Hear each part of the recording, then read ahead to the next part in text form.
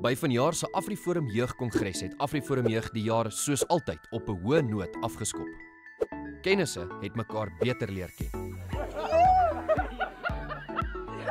Verskeie invloedryke mense het hulle kennis met ons kom deel. Ons het as jeug ons eie planne gemaak. Ons het saam beplan aan kwessies waaroor ons passie fonds. Ons het geleer om saam te werk.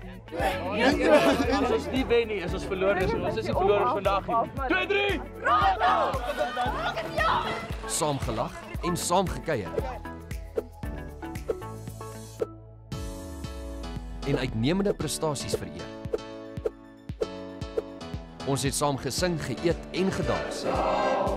Op die gees wat ons vanaand hier beleef.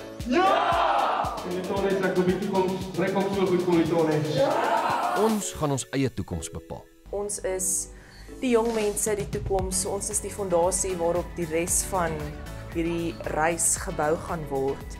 So ons moet weet waarvan ons praat, ons moet weet wat ons sê, ons moet weet wat aangaan. Dis hoekom ek dink hierdie naweek is so belangrik en dat ons mekaar leer ken, dat ons weet wie ons medeburgers is wat saam met ons gaan veg. So 'n naweek is vir my baie belangrik want mense vergeet sommer waar jy vandaan kom en jou vlam verdof bietjie. En hierdie naweek het my net lus gemaak om net te gaan, vol stoom, vir niemand terug te staan nie.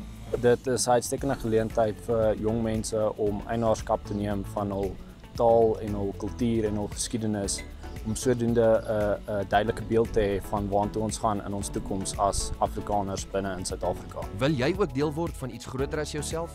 Sluit aan by AfriForum Jeug. SMS jou naam na 32687.